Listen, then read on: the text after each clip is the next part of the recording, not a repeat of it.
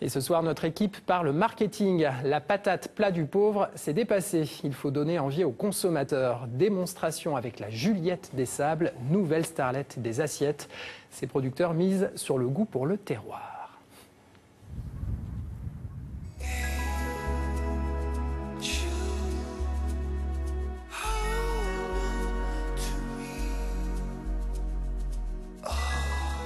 Elle s'appelle la Juliette des Sables et elle a déjà séduit de nombreux gourmands.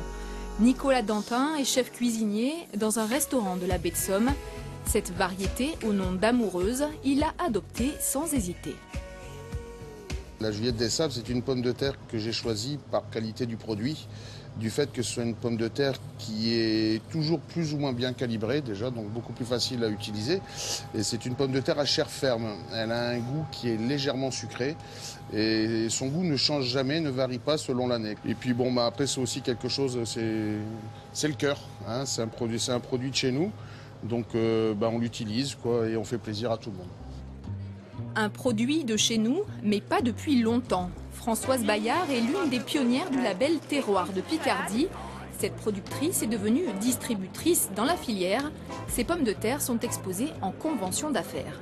On la fait cuire à l'eau, mais avec la peau, il ne faut jamais l'éplucher. Cette Picarde mise sur le potentiel commercial des variétés. C'est elle qui a choisi d'implanter la Juliette en Picardie. Elle a été créée en Bretagne par une maison de plants de pommes de terre qui crée le plant. Et on nous l'a donné à l'essai, donc on les a essayés dans les plaines sablonneuses de la baie de Somme, dans les terres sablonneuses de la baie de Somme.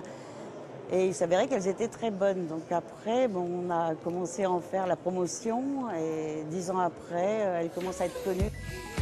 Promue grâce au packaging, la Juliette ne mise pas uniquement sur son emballage. En décidant de la lancer il y a une dizaine d'années, la société de distribution a pensé à tout. La faire pousser en baie de Somme, c'était aussi lui donner des origines attirantes et savoureuses. Il y a pratiquement 50% de sable, plus de 50% de sable dans cette terre-là, qui va lui procurer donc une peau un peu particulière et donc aussi une saveur qui est franchement notée certaines années sur un petit goût sucré essentiellement.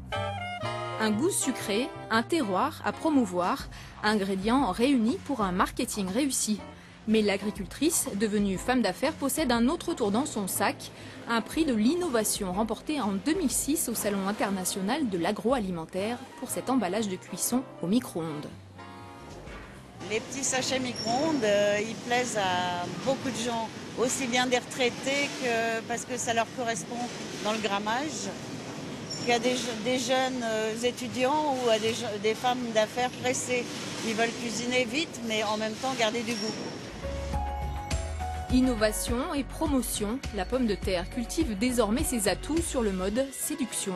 Ses distributeurs nous l'ont confié, ainsi emballée à Hong Kong ou à La Réunion, la starlette de la côte picarde se serait fait un nom. Et puisque l'on